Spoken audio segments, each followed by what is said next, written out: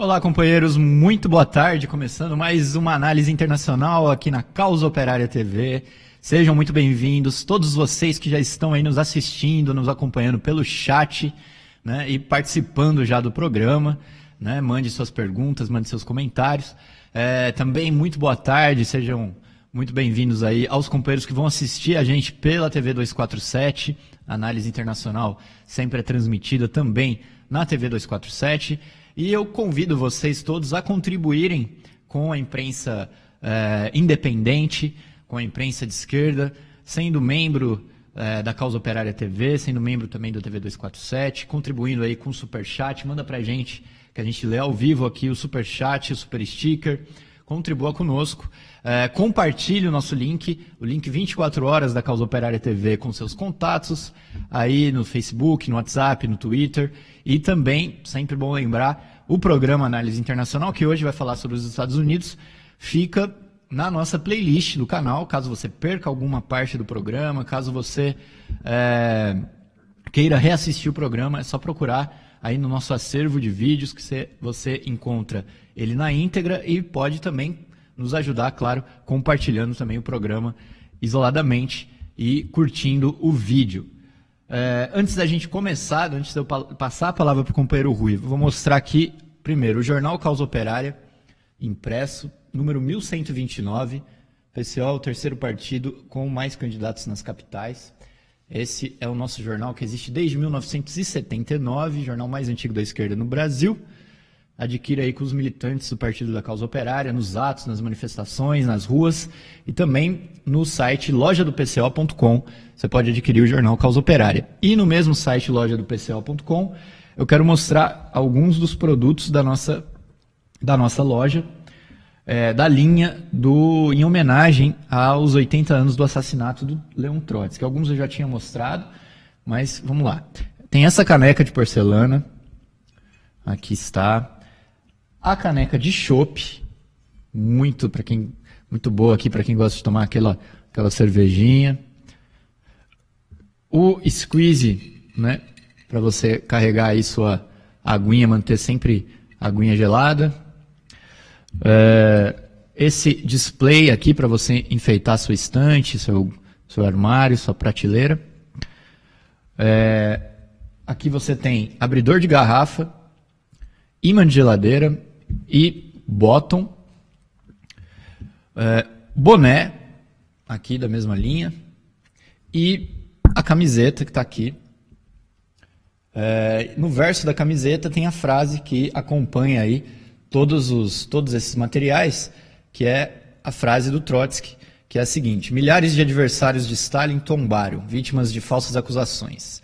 As novas gerações revolucionárias reabilitarão sua honra política e tratarão seus carrascos do Kremlin como eles merecem. Nos 43 anos de minha vida consciente, permaneci um revolucionário. Durante 42 destes, combati sob a bandeira do marxismo. Se tivesse que recomeçar, procuraria evidentemente evitar este ou aquele erro, mas o curso principal de minha vida permaneceria imutável. Morro revolucionário proletário, marxista, partidário do materialismo dialético e, por consequência, ateu irredutível. Minha fé no futuro comunista da humanidade não é menos ardente. Em verdade, ela é hoje mais firme do que foi nos dias de minha juventude. A vida é bela, que as gerações futuras a limpem de todo o mal, de toda a opressão, de toda a violência e possam gozá-la plenamente. Então, a frase aqui atrás na camiseta. Todos esses produtos da linha em homenagem aos 80 anos aí do assassinato do Trotsky, você encontra em lojadopco.com no nosso site, ou visite também nosso centro cultural, nossa sede do PCO, em todo o país, e adquira esses materiais da linha do Trotsky, mas também outros materiais, revistas, bottoms, folhetos, livros, outras camisetas, tudo isso você encontra em lojadopco.com. Vou passar então a palavra para o companheiro Rui, depois a gente abre para as perguntas dos companheiros que estão nos assistindo ao vivo. Boa tarde, Rui. Boa tarde, Henrique. Boa tarde a todos os companheiros. Nós estamos voltando aqui hoje a falar dos Estados Unidos, sendo que essa semana nós tivemos um desenvolvimento da crise política norte-americana muito interessante, né, e muito importante. Um grupo de extrema-direita, uma milícia com o nome um tanto quanto curioso de Milícia Wolverine, né? Em referência à história em quadrinho, filme do X-Men, estavam se organizando, segundo as autoridades norte-americanas, segundo o aparato repressivo, principalmente o FBI, para realizar uma espécie de golpe de Estado, sequestrar a governadora do Estado, né? E acabaram sendo presos antes de executar qualquer coisa. Né? É uma operação política um tanto quanto... uma operação policial um tanto quanto curiosa, né? A esquerda norte-americana aplaudiu essa operação, mas a gente precisa dizer aqui que a própria operação dá a ideia do caráter repressivo do Estado norte-americano, né? Primeiro porque esses cidadãos foram presos aí na fase de planejamento, eles não chegaram a executar nenhum tipo desse ato. Quer dizer que eles estão sendo presos por intenção de cometer um crime, não por ter cometido efetivamente um crime. Segundo lugar, já foram acusados rapidamente de terrorismo, e o mais lamentável é que a esquerda também, né, a esquerda norte-americana, logicamente a esquerda mais moderada, levanta aí a gritaria do terrorismo. Quer dizer, é a campanha antiterror. Mal eles se dão conta de que, né, como se diz popularmente, o pau que bate em Chico também bate em Francisco. Ou seja, que da mesma maneira que a extrema-direita pode ser brutalmente reprimida, também a extrema-esquerda, ou a esquerda, ou qualquer um, efetivamente pode ser reprimido. Né? A governadora, que seria o alvo da operação, Gretchen Whitmer, ela acusou o Trump de ter incitado isso daí, né? Existe toda uma história pregressa, né? Mais concretamente, essa governadora, ela foi um dos governadores que mais reforçou aí o isolamento social e a paralisação das atividades, tendo entrado em choque com o Trump e com a extrema-direita. Em abril, né, um conjunto de manifestantes, dentre os quais, inclusive, milicianos de extrema-direita, ocuparam o Palácio do Governo de Michigan, né, no dia 17 de abril, e esse ato foi saudado pelo presidente Donald Trump com a palavra de ordem de liberem o Michigan. Né? Daí o fato de que a governadora diga que ele tenha estimulado isso daí. Quer dizer, a operação seria uma sequência dessa ação política de milícias e organizações de extrema-direita. Ao que tudo indica, né, não seria uma grande operação. Os dirigentes teriam alegado aí entre eles, né, no grupo havia um agente do FBI infiltrado, e esse agente do FBI teria relatado que os integrantes do grupo estariam aí, teriam a capacidade de mobilizar 200 pessoas. Aparentemente isso daí não ficou comprovado, não se sabe exatamente qual é o tamanho do grupo. Né? O Donald Trump negou a sua relação com esse acontecimento, disse que ele não defende a violência extremista, né? Que ele defende os cidadãos norte-americanos, aquela conversa toda, que ele defende as autoridades eleitas, etc. e tal, não vai admitir atos de violência extrema e tudo mais.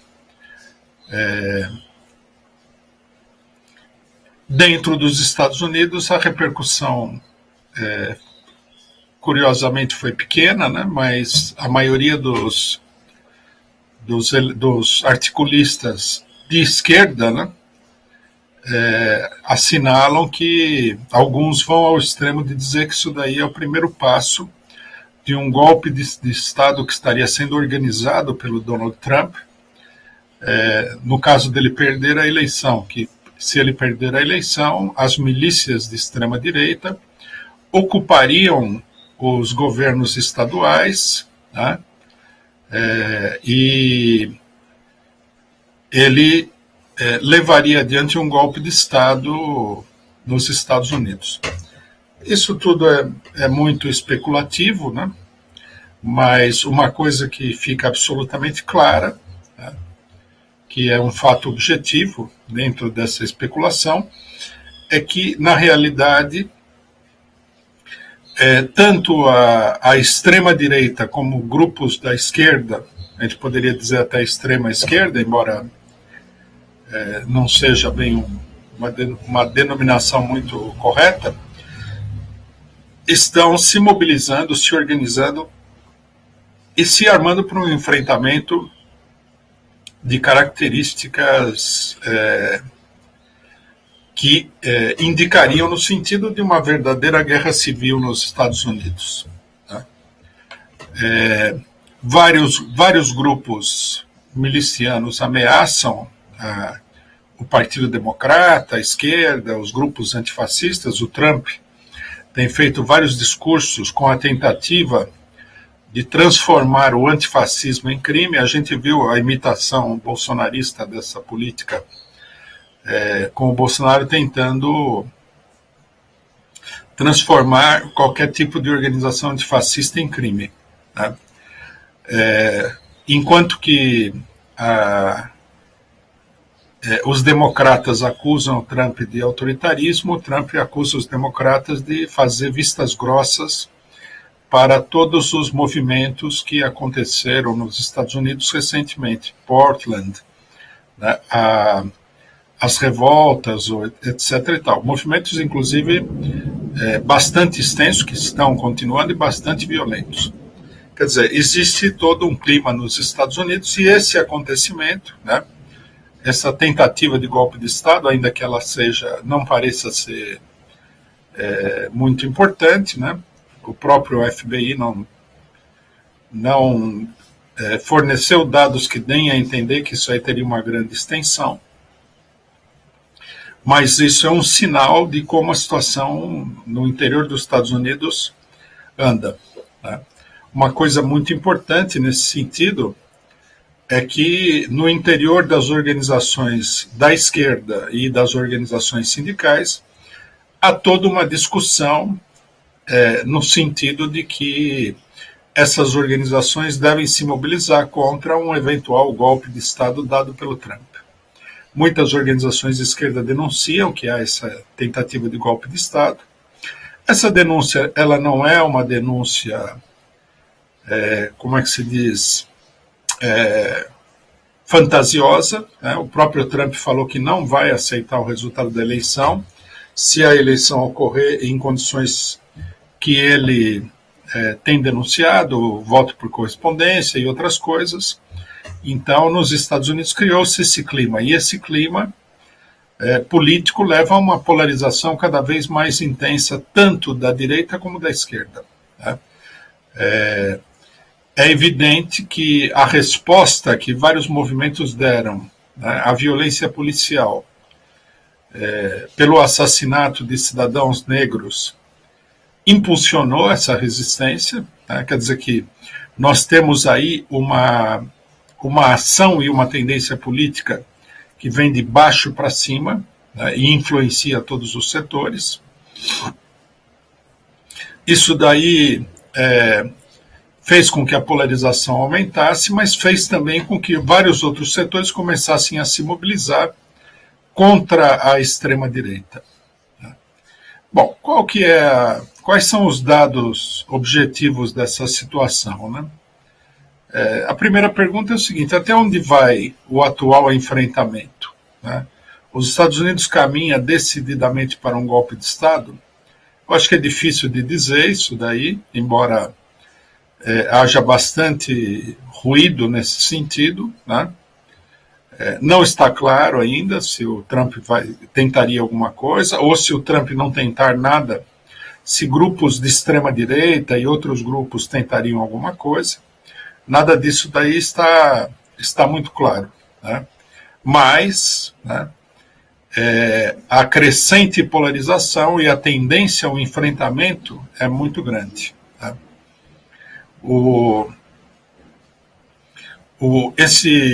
Essa mobilização que existe em vários lugares, né, chamando os trabalhadores, chamando a juventude a se organizar contra um golpe de Estado, ela é muito indicativa do nível de tensão política e de crise social que existe nos Estados Unidos.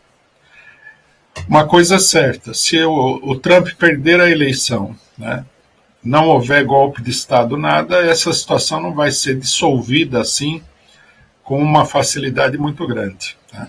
Ela não é, em primeiro lugar, uma conclusão que nós devemos tirar, que é obrigatória, é que ela não é uma situação que tenha exclusivamente a ver com a eleição. Ela está relacionada com uma situação política geral dentro do país, né? Nos Estados Unidos há um grande retrocesso econômico, né? A situação é grave, há muita pobreza. Depois de muito tempo em que os Estados Unidos não conheciam assim, uma pobreza extensa, nas últimas décadas vem se acumulando uma situação de pobreza muito grande, muitos desempregados. Existe, né, devido à globalização econômica, uma devastação na indústria norte-americana que afeta vários setores. Há ou também outras classes sociais, a classe média baixa, setores rurais que sofrem duramente com a situação econômica. Essa situação, né, ela tem levado, e esse é o fenômeno central, né, a segunda conclusão que nós devemos tirar aqui, a um colapso, né, da estrutura política fundamental do Estado norte-americano. Quem acompanhou o desenvolvimento da crise norte-americana sabe que o Partido Republicano, que foi onde a crise se deu em primeiro lugar e com maior intensidade, acabou colocando para escanteio as forças tradicionais desse partido, né? Veja-se que a família Bush está apoiando o candidato do Partido Democrata, porque eles perderam muito espaço dentro do Partido Republicano. O Partido Republicano foi tomado por várias alas ultradireitistas, não é só o Trump.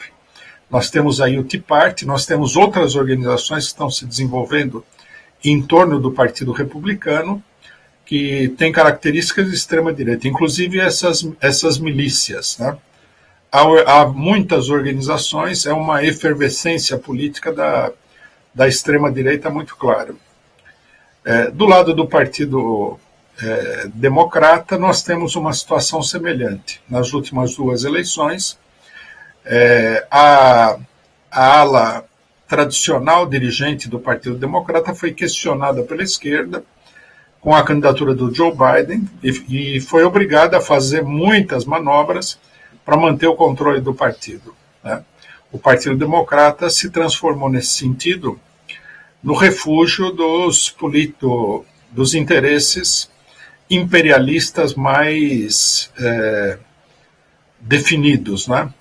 O Joe Biden acaba sendo, né, o candidato da direita imperialista norte-americana, mas não da extrema-direita imperialista norte-americana. Na eleição, na atual eleição, os dirigentes do Partido Democrata, inclusive, conseguiram uma vitória importante, que é de colocar toda a esquerda do partido e a esquerda de vários movimentos sociais importantes que estão fora do partido a reboque da candidatura de uma pessoa de direita. É mais ou menos aquilo que a burguesia quer fazer no Brasil sem êxito. Mas essa mesma manobra, a manobra de colocar a esquerda a reboque, mostra a deficiência desses partidos tradicionais, o seu esvaziamento, o seu colapso político.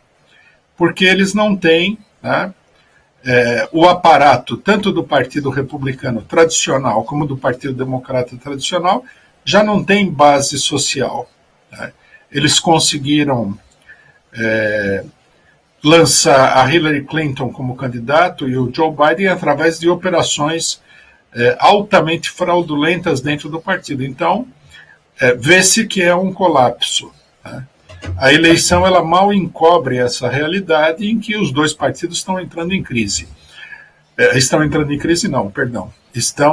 imersos numa crise extraordinariamente grande. E essa crise é uma crise política geral que dá lugar à polarização que nós estamos vendo. Né? O desafio da burguesia norte-americana é constituir, né, um bloco político que dê sustentação ao próximo governo, provavelmente, possivelmente, o governo do Partido Democrata, né, uma vez que a campanha do Trump, aparentemente, também preciso tomar muito cuidado com isso, porque a manipulação é muito grande, ela não estaria conseguindo reverter a situação.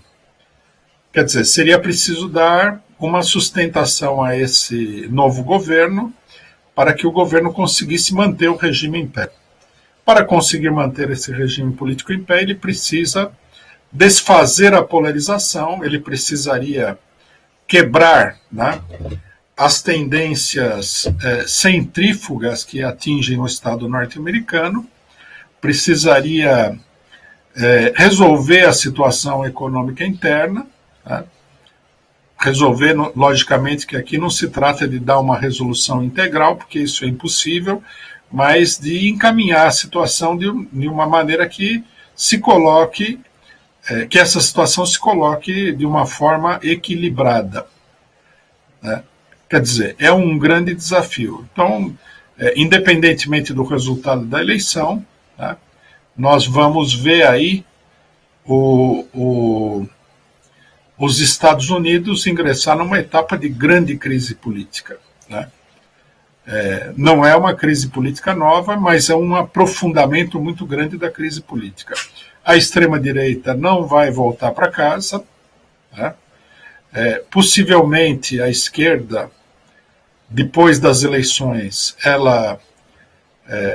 a esquerda não seria talvez a melhor expressão, mas os movimentos populares, as massas dos trabalhadores, venham apresentar aí uma série de reivindicações com a vitória do Partido Democrata.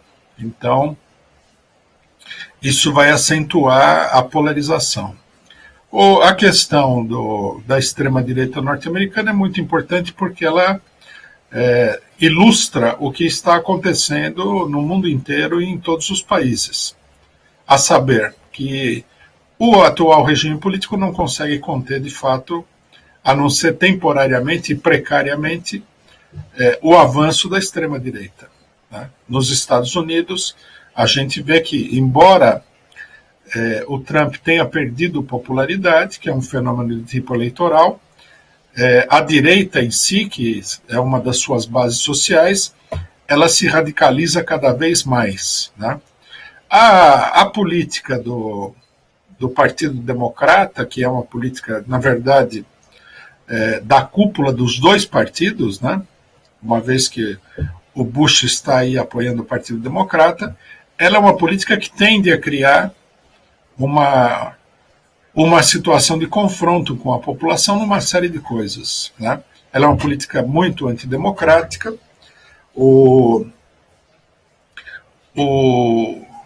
A burguesia norte-americana, aproveitando-se do fato de que o Trump serve como um poderoso espantalho para toda a esquerda, avançou numa série de medidas antidemocráticas, atacando a internet e uma série de outras coisas, né? Nós temos que lembrar que essas são as mesmas pessoas que aprovaram o ato patriótico lá atrás, né? Não foi o Trump que aprovou o ato patriótico, foram esses aí que agora se apresentam como democratas e tudo mais. Então não dá para esperar que que o desenvolvimento desse governo se dê como um governo democrático, né? De um modo geral, nós podemos esperar aí um agravamento da crise. E a extrema-direita, que se confronta muito mais energicamente contra esse setor do que a esquerda, que acaba apoiando esse setor, né? Formando aí um bloco, tipo uma frente ampla norte-americana, um bloco com a burguesia imperialista. A esquerda perde terreno, né? A menos que surja no interior da esquerda tendências que apontem para a independência política, tanto da extrema-direita como da direita tradicional, né? Que aponte um caminho que seja não um caminho de demagogia democrática, como faz o Partido Democrata, mas um caminho de luta pelos interesses reais da população, né? De um modo geral, né, uma coisa que vem à tona aí é que, apesar do crescimento da extrema-direita, há também, né, um desgaste muito grande da política da direita tradicional. Mesma coisa que nós vemos no Brasil. E esse desgaste da política tradicional, que seria, digamos assim, a ala, entre aspas, democrática do imperialismo, abre caminho para um fortalecimento da luta pela independência política dos trabalhadores, né, que é o que está colocado. Enquanto os trabalhadores não se colocarem em forma independente, a extrema-direita vai continuar avançando. O conflito da extrema-direita com setores do regime político norte-americano não é um conflito artificial. Ele é um conflito real, né? É um desenvolvimento de setores da classe média e até da própria burguesia norte-americana, no sentido de resolver problemas políticos reais para eles, né? Logicamente que muitos desses problemas são apresentados de uma forma imaginária, né? Questões morais, questões de costumes, etc. e tal, mas o fundo do problema é a situação, né, que esses setores veem e que é aproveitada pela burguesia, por um setor da burguesia,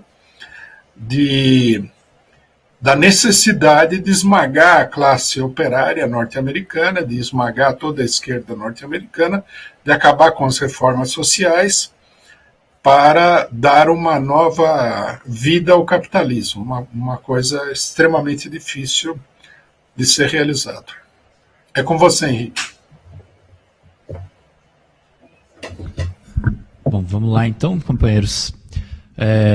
Lembrando então aí para vocês mandarem aí o superchat pra gente, com comentários, com perguntas que a gente lê aqui ao vivo e você contribui com a Causa Operária TV. Faça isso também quando você estiver assistindo aí pela TV 247, que infelizmente não está sendo transmitido ao vivo, mas também contribua mandando aí seu superchat, super sticker, seja membro dos canais aí da esquerda e contribua conosco. Bom, a primeira pergunta aqui da companheira Elizabeth Novi. É verdade ou é mito que a maioria dos latinos nos Estados Unidos é de direita? Os latinos têm alguma organização? Isso aí é mito, não é? Existem setores de direita, né? Tem a turma de Miami, os gusanos de Cuba, né? O pessoal da Venezuela. Ali existe uma comunidade muito direitista. Precisa ver também se toda a comunidade latina de Miami é direitista. Tem uma concentração direitista muito grande. Mas o restante não. Nós podemos dizer que, como todo imigrante, na medida em que ele se estabelece, ele consegue uma posição social mais equilibrada, mais estável, ele tende ao conservadorismo, mas não é fato que essa população seja toda de direita. Inclusive, nós vimos que essa população latina, né, introduziu nos Estados Unidos a comemoração do 1º de maio. Quer dizer que o 1º de maio é uma tradição em todos os países do mundo, menos nos Estados Unidos. Nos Estados Unidos, a burguesia criou um dia do trabalho que não é no dia 1º de maio. E aí é um dia meio inócuo, não tem o mesmo significado do 1º de maio. Mas os trabalhadores latinos introduziram o 1º de maio, quer dizer, são trabalhadores, tem muitos operários que são imigrantes e tudo mais. Né? É absurdo falar que todo esse pessoal é direitista, não é assim não. A maioria não é direitista, a esmagadora maioria. Bom, eu queria agradecer aqui o superchat do Ao Vivo, que a pergunta é bem no mesmo sentido. Creio que você já tenha respondido, mas vou fazer aqui. Qual o papel dos latinos de direita na Flórida? Bom, eles são... Isso daí é um pouquinho diferente, né, a pergunta. Isso daí é uma cabeça de ponte que foi criada para se opor à Revolução Cubana, principalmente. Né?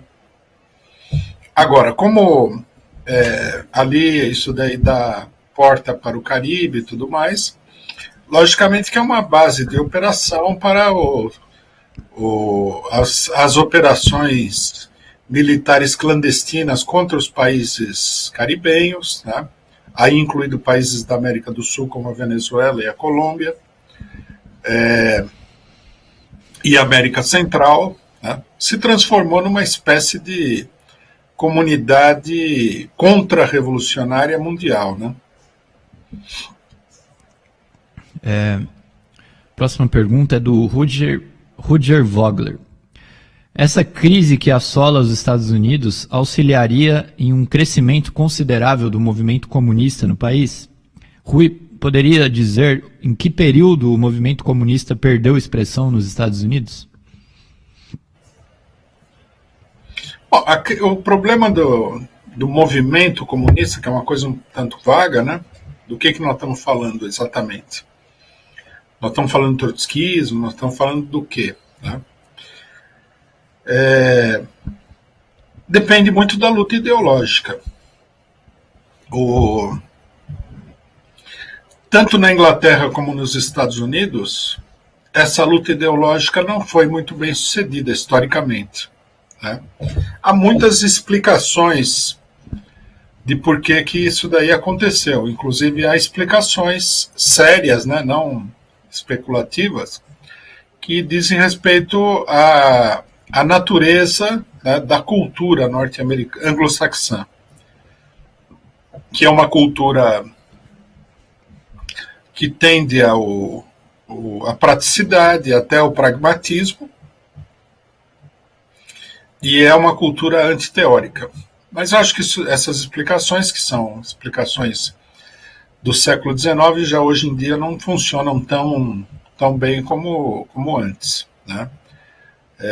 O que acontece é que o poderio do capital norte-americano ele dificulta o desenvolvimento de uma ideologia revolucionária. Né? Os Estados Unidos, por outro lado, eles tiveram aí grandes movimentos de esquerda. Eles tiveram um movimento sindical importante, primeiro com o movimento de tipo sindicalista, né? Anarco-sindicalista, depois criaram grandes organizações sindicais, a FLC, num determinado momento. O Partido Socialista norte-americano, embora se desenvolvesse com uma certa dificuldade no final do século XIX, começo do século XX, teve uma participação importante na vida do país, lançou candidato presidencial mais de uma vez, tinha um líder muito conhecido. Depois, a Terceira Internacional agrupou vários setores intelectuais norte-americanos e de trabalhadores, né? Mas o stalinismo abortou esse processo. Surgiu o trotskismo norte-americano, que foi embora as organizações a organização trotskista, o SWP norte-americano, né, fosse uma organização pequena, ela foi uma organização bastante envolvida com a luta de classes nos Estados Unidos. Também se perdeu. Né? Quer dizer, as dificuldades para enfrentar a burguesia norte-americana, uma burguesia extremamente rica, né, que detém hoje um controle do mercado mundial e tudo mais, se juntam com as crises do próprio movimento operário, né, produzindo esse resultado. De um modo geral, a esquerda mundial ela está bastante debilitada. A esquerda que tem uma importância maior é a social-democracia, que são forças políticas extremamente direitistas. Agora, lógico, né, a ideologia revolucionária marxista pode se implantar nos Estados Unidos, tende, inclusive, com o agravamento da crise, né? Claro que é preciso combater toda essa ideologia pequeno-burguesa que a gente vê também no Brasil, né? Esse liberalismo esquerdista, né? Que aparece no identitarismo, nessa coisa toda, que é pacifista, que é um movimento de esquerda tipicamente pequeno-burguês, a classe operária, estando aí, né? Numa etapa política de pouca atividade, né, de refluxo, permite, né, o crescimento desses setores pequeno-burgueses, que inclusive falam em nome da classe operária, sem ter relação nenhuma com ela. Falam de socialismo, falam um monte de coisa, mas não tem nada a ver com a classe operária de fato, e, portanto, não tem nada a ver com o marxismo e com a ideologia revolucionária do marxismo.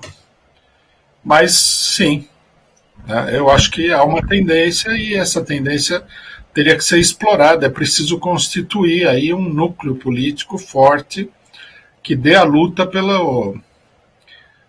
pelos interesses da classe operária, pela construção de um partido operário com uma orientação, com uma ideologia marxista. Próxima pergunta, aqui do companheiro César. Rui, uma guerra civil nos Estados Unidos deixaria sua dominação na América Latina fragilizada? Sem dúvida nenhuma. O enfraquecimento do poder dominante é um dos elementos fundamentais de uma situação revolucionária, né? Nós não podemos acreditar,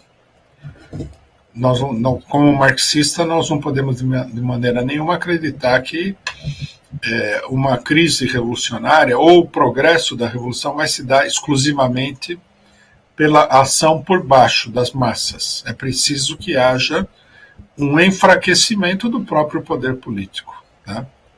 Se não houver isso daí, é muito difícil. Agora, como os Estados Unidos domina, né, não só a América Latina, como o mundo todo, num certo sentido, ele é o núcleo central do bloco imperialista mundial, o enfraquecimento dos Estados Unidos levaria a uma situação de mobilização e, eventualmente, inclusive, uma situação revolucionária no mundo todo. Quando os norte-americanos perderam a guerra do Vietnã, né, primeiro o capitalismo sofreu um baque, tá? A crise de 1974, e nós tivemos na sequência aí um conjunto de revoluções mesmo, né? Não essas revoluções fajutas que a gente vê, que é tipo Bielorrússia, a Revolução Iraniana, né? Que foi um movimento profundo, a Revolução na Nicarágua, em El Salvador, e na Polônia, e a desestabilização de inúmeros países. Então, logicamente, os sinais que nós estamos recebendo dos Estados Unidos, eles indicam que a situação evolui para uma situação revolucionária em escala mundial.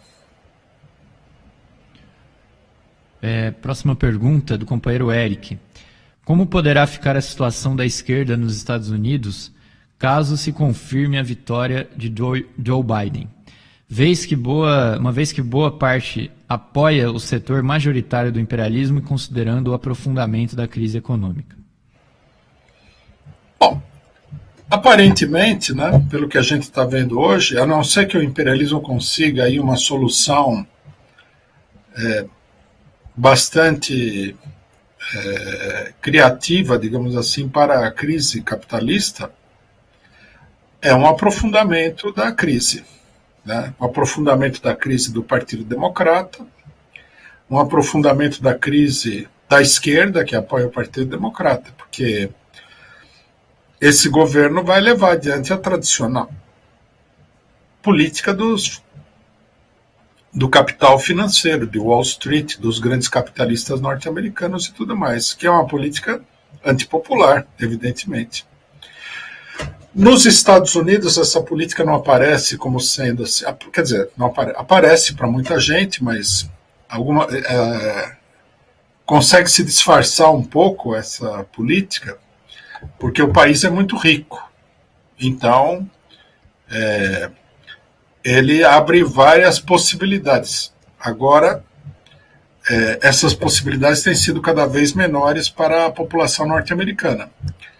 Mas ele tem condições de flutuar, de manter a cabeça do lado de fora da água na crise. Se eles não conseguirem, como não vêm conseguindo, nós vamos assistir uma crise bastante intensa, que seria um capítulo de aprofundamento da crise, que não só o capitalismo, como o Estado norte-americano, o Estado capitalista imperialista norte-americano, já vem sofrendo há vários anos. Né? A próxima pergunta é do companheiro Alex. É possível que as organizações negras dos Estados Unidos tenham êxito na pujança da classe operária contra Trump? Bom, ficou um pouco confusa a pergunta, mas eu acho que as organizações negras norte-americanas, né, que são, digamos assim, uma espécie de calcanhar de Aquiles da dominação social do imperialismo nos Estados Unidos, é uma situação muito difícil de administrar. A população negra, ela vive de uma maneira muito precária, né? A maior parte ela é uma população grande, embora ela seja minoria. Ela é uma população predominantemente pobre, tá? A situação dela é muito complicada dentro dos Estados Unidos, então ela constitui aí um ponto extremamente vulnerável do controle social. Quer dizer, aí, né, a crise tende a se expressar com maior facilidade. Né? É onde a faísca pega fogo mais rápido, é justamente na população negra.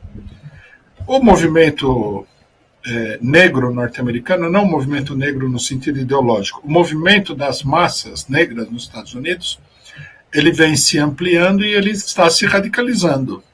Ele vive um momento de grande radicalização.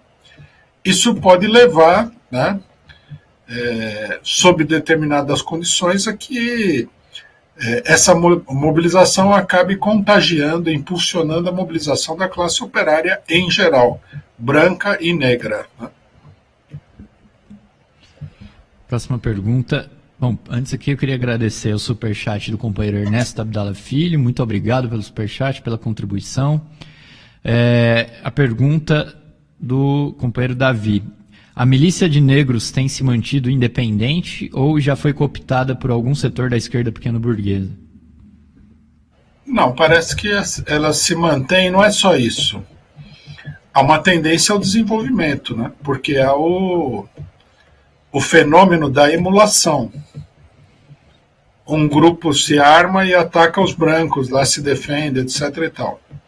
Isso daí serve como exemplo para muitos milhares de pessoas nos Estados Unidos, de cabo a rabo do país, ao longo de todo o país, evidentemente. Né? Claro que é uma propaganda pacifista muito grande da esquerda, né? Mas eu acho que, pelo que já aconteceu nos Estados Unidos, pela agressividade também da extrema-direita, a tendência ao surgimento de milícias populares negras é muito grande, e inclusive brancas. Brancas, que eu digo, não da extrema-direita. Brancas da classe trabalhadora, ou brancas e negras também, né? Não me parece que o movimento seja assim, como é que se diz? Exclusivamente negro. Como a comunidade negra está vinculada a outras comunidades próximas, comunidades de latino-americanos e trabalhadores brancos, a mobilização acaba sendo uma mobilização geral. Pergunta do companheiro Tiago Assad. A falta de um partido operário não coloca a classe trabalhadora americana em papel subordinado caso a guerra civil se desenvolva nos Estados Unidos? Bom, é complexo isso daí, porque a gente precisaria ver como a coisa vai se desenvolver concretamente, né? Não é uma questão que a gente possa definir com antecedência. O que acontece é o seguinte: a classe operária está paralisada. Para muita gente dá a impressão de que ela nem existe, não tem importância, etc. e tal. Mas ela é uma força poderosíssima. Perto da classe operária, todos esses movimentos que nós estamos vendo aí, eles são muito mais fracos. Quer dizer, se a classe operária se mobiliza amplamente, se há um ascenso da classe operária, num enfrentamento com a direita, numa situação, digamos assim, próxima a uma guerra civil, alguma coisa assim, claro que a classe operária tende a ter uma predominância, a constituir lideranças próprias e tudo mais. O movimento da classe operária é um movimento que tende a se desenvolver política e ideologicamente com muita rapidez quando ele está em movimento. Quando não está em movimento, ele se desenvolve também, né? Com muito mais dificuldade, mas quando ele está em movimento, as forças interiores desse movimento são muito grandes. Bom, queria agradecer o super sticker da Reflexão Sempre, e a gente vai indo para a nossa última pergunta, da companheira Elizabeth Novi. Se tem algum resquício mais ou menos evidente do macartismo nos Estados Unidos, hoje, né, no caso? Não sei dizer especificamente do macartismo, né? Mas o Estado norte-americano é um Estado repressivo. Quando nota isso, não há dúvida. A perseguição política, a repressão política é uma constante. A forma que isso aí assume a cada momento é uma forma diferente, né? Mas, por exemplo, o pessoal está acostumado a ver aí filmes com os agentes do FBI como grandes heróis, etc. e tal. Isso tudo é uma bobagem, né? Esse FBI é uma polícia, uma espécie de Gestapo, num país que seria meio semidemocrático, vamos dizer assim, né? Você vê que eles estavam espionando esse povo aí a partir de declarações que o pessoal fez na internet, né? Inclusive, por exemplo, não se pode, embora haja uma tendência nesse sentido, não se pode descartar que esse pessoal tenha sido aí incriminado por muito menos do que parece, né? Quer dizer, eles estão infiltrados, eles estão dentro do movimento, é uma coisa muito repressiva. Não é o macartismo propriamente dito, que foi um movimento específico, com um objetivo específico na época, mas os movimentos parecidos com esse, eles são constantes. Ele é uma característica estrutural do Estado norte-americano, né? Beleza. Bom, companheiros, a gente vai encerrando aqui mais essa análise internacional. Eu queria agradecer a todo mundo. Surgiram algumas perguntas aqui depois. Não deu para fazer todas. Lembrando que amanhã nós temos a análise política da semana, às 11h30 da manhã, ao vivo. Então já se preparem aí para o nosso programa, que acontece todos os sábados, às 11h30 da manhã, né? O programa de maior audiência na Causa Operária TV, todos os sábados às 11h30. E lembrando também que o companheiro Rui está toda segunda-feira ao vivo aqui, às 13 horas, com o programa Marxismo. Às terças-feiras, às 16 horas, ao vivo, tem a análise política na TV 247, que a gente transmite simultaneamente na Causa Operária TV. E todas as sextas-feiras, a Análise Internacional, ao vivo, às 14 horas, e a TV 247 também transmite a Análise Internacional. E todas as quintas-feiras também, o companheiro Rui participa da live das 5 na TV do DCM. Bom, então eu queria agradecer novamente todos os companheiros que participaram, que contribuíram com a gente. Dizer para vocês ficarem ligados aí na programação da Causa Operária TV. Agora, às 15 horas, vai acontecer o podcast Música de Classe. E fiquem ligados em toda a nossa programação. Hoje ainda tem Cineclube Luiz Buñuel às 19 horas, tem resumo do dia às 8h30 da noite, toda a nossa programação da Causa Operária TV, 24 horas no ar. Muito obrigado pela audiência, muito boa tarde. Sexta-feira que vem a gente está de volta em mais uma Análise Internacional. Até mais.